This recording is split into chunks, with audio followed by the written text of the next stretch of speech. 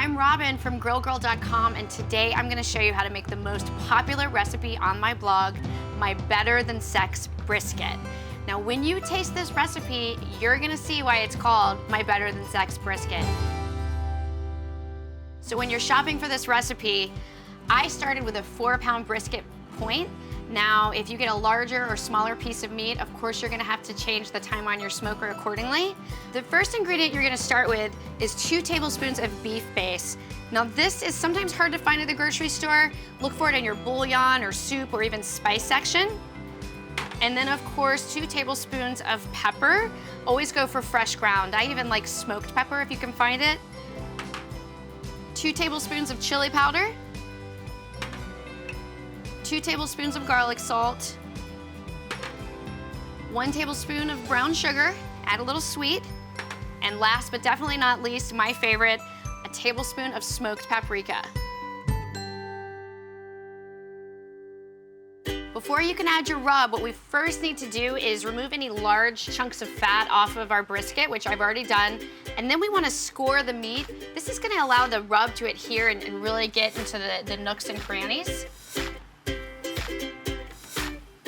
So I'm just gonna score this meat. It's really just gonna let us get a little more flavor in. Let me flip it over real quick.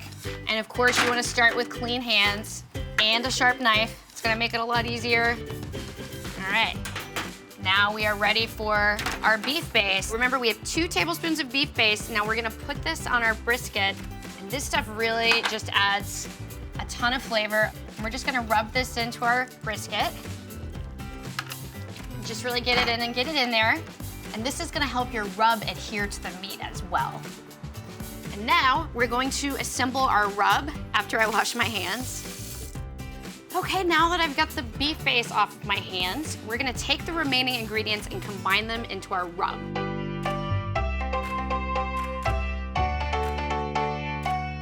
So mix together all of your ingredients until they're uniformly combined, and then we're gonna get ready to put them on our brisket. So just get your rub mixed in. Make sure it's in every nook and cranny. So let me go rinse the rub off my hands. All right. Okay, so ideally, you're gonna let this brisket sit in the refrigerator overnight in the rub so it can absorb those flavors. We're gonna cook our brisket low and slow at 225 degrees. Brisket is a tough meat. It needs a lot of time at low heat and with a lot of smoke. So I'm gonna use my Flame Boss, which is really neat in that it controls the temperature of my smoker while monitoring the internal temperature of my meat. You're looking for 225 degrees temperature for your smoker. So I'm gonna go ahead and probe my meat so I can also monitor the internal temperature of my meat while it's cooking. According to my Flame Boss, I'm at 225 on my smoker, so now it's go time for this brisket.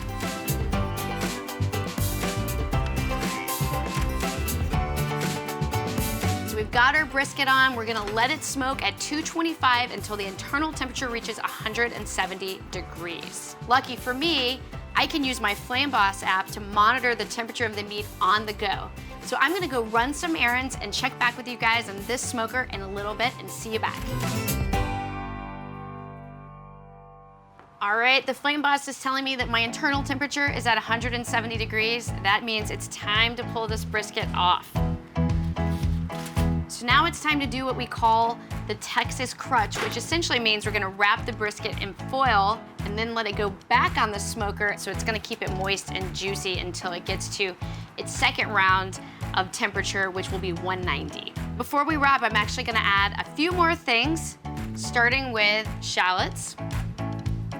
And this is 2 tablespoons of shallots, 2 tablespoons of apple juice. And you want to wrap your foil up so it's not going to fall over the table, and 2 tablespoons of brown sugar. Now, I'm just gonna rub this in a little bit. Keep in mind, your meat's gonna be pretty hot. So we're adding a little bit of moisture to this meat. And now we're doing our Texas crutch. We do the Texas crutch because it really tenderizes and helps speed up the cook.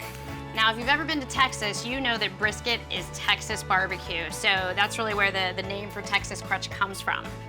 So I'm gonna stick my meat probe in, All right, so we're gonna have our brisket on for another 2 hours or until the internal temperature reaches 190 degrees. And then we're gonna move to putting our glaze on for the last 30 minutes of this cook.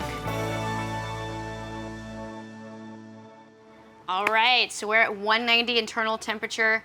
This is the last round. We're almost on the finish line for this brisket. So I'm gonna pull it off. It's hot stuff, so don't try to do this without gloves. That would be a bad idea. Let's unwrap this baby. Oh my gosh, so pretty. Last but not least, we have to put our glaze on.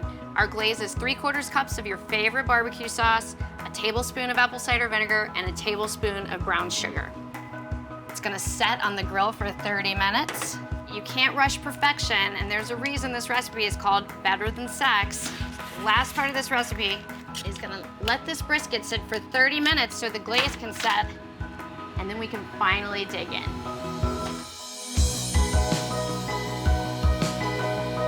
It's been the last 30 minutes of this 5-hour cook, and I can't tell you how excited I am to cut into this brisket and give it a taste.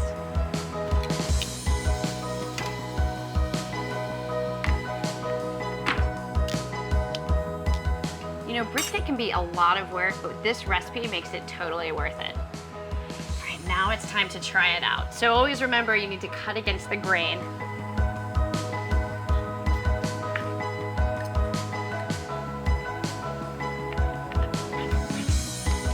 Check out that nice smoke ring. Wow. There's a reason I call this my Better Than Sex brisket. The first time I made it, my husband went back 4 times for more. If you want to impress your friends and family, this recipe is it. Brisket can take a long time, but when it's good, it's really good. For more recipe inspiration or for the play-by-play instructions for this recipe, go to GrillGirl.com.